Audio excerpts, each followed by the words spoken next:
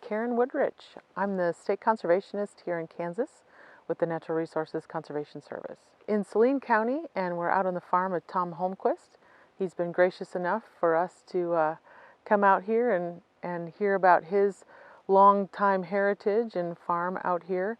And it's a great example of what I get to do every day, day in and day out, is help folks like Tom accomplish their conservation goals and really try to figure out how you balance agriculture production and conservation.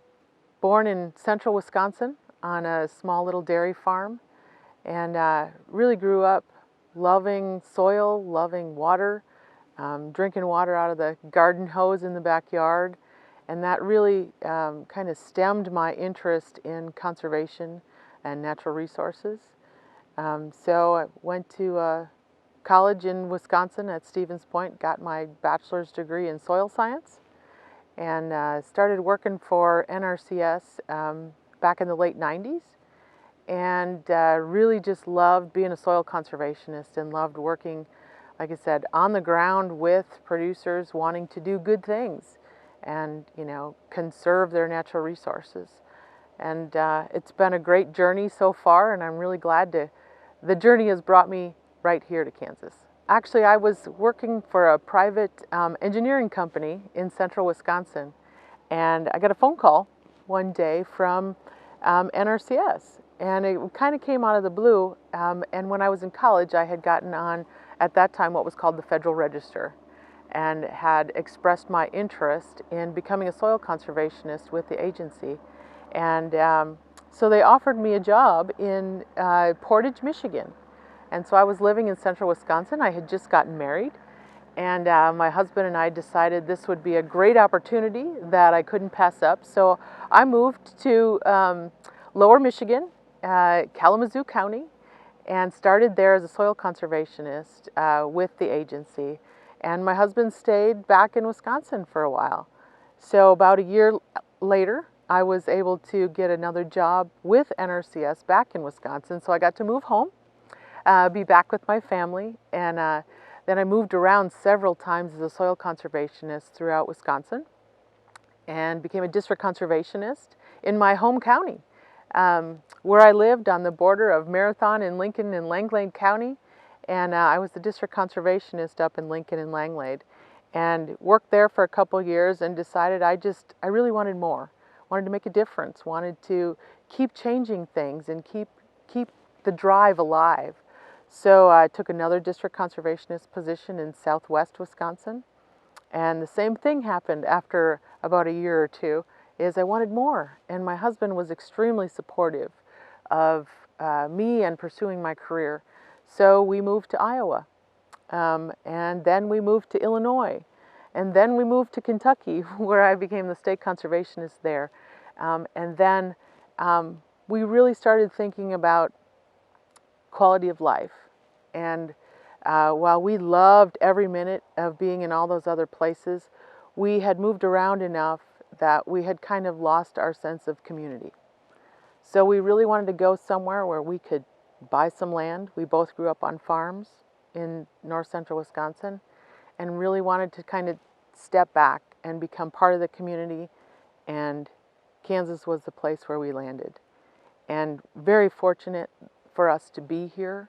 We were able to buy about 80 acres on the north end of Smolan County. We've got some cows again, we've got some chickens. I'm back to my gardening that I absolutely love, and we just love being in this part of the country, back in the Midwest where we grew up, where that sense of community has just brought us here, and we really love where we are at today. So it's all about listening. We have to listen to not only the community itself, the community of natural resources, but listen to our producers.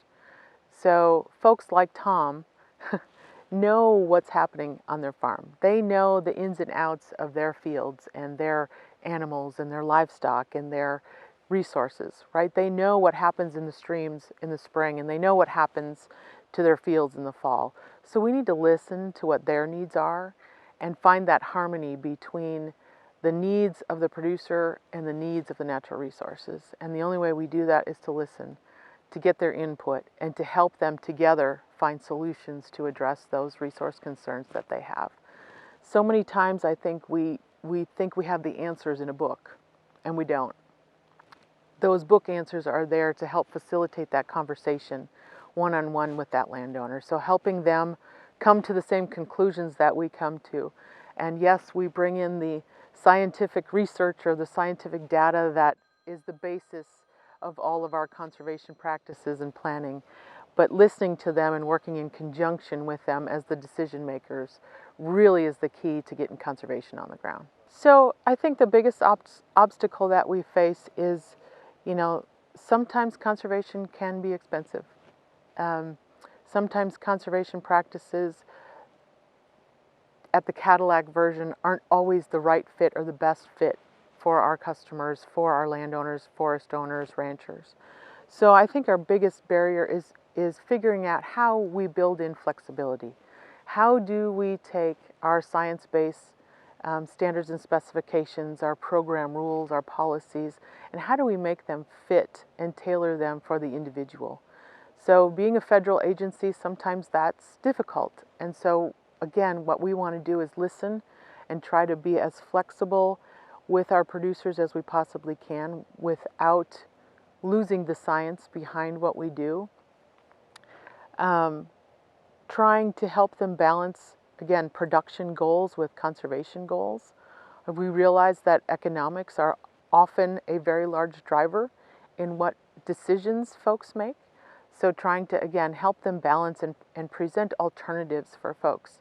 And sometimes that can be a barrier in the rigidness of some of our policies and procedures. So we just want to work with folks to try to help them address those barriers and do the best that we possibly can to help improve our communities. So, so many times we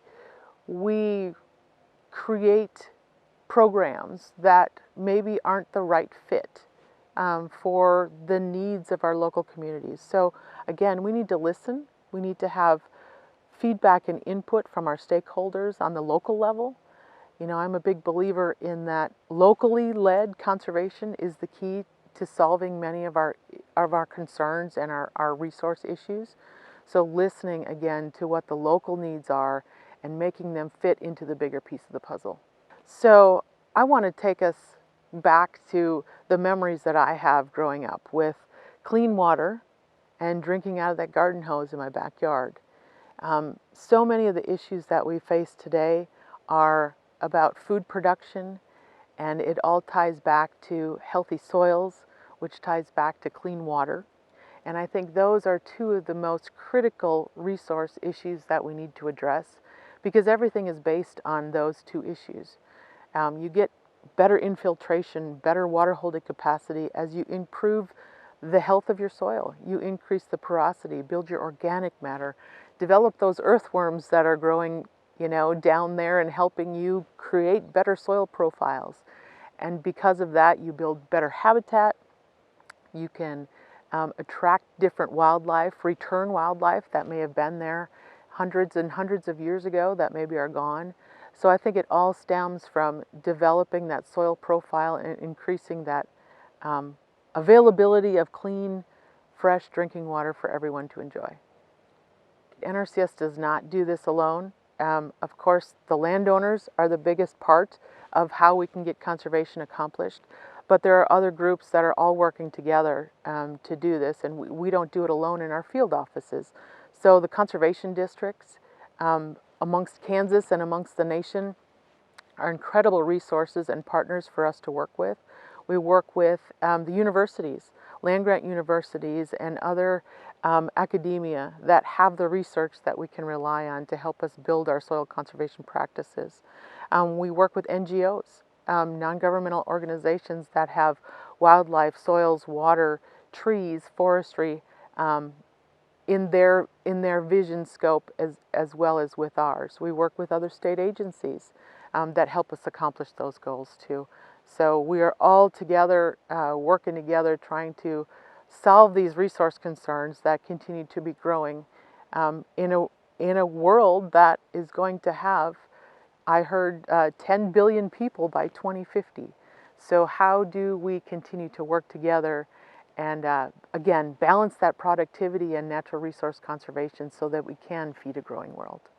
My only closing thoughts would be that it's so great to be able to have a career like this, to be able to spend days like this actually out in the field doing what I love, doing the work of the original, the original worker, right? Creating food, growing food. I love to garden, and being able to use and feel and understand that connection with the soil, with the natural resources, and then making that connection with our local folks is what it's all about for me. And having the opportunity to do that and do it in a way to serve the public as a public servant is a pretty incredible thing to be able to say I can do at the end of the day.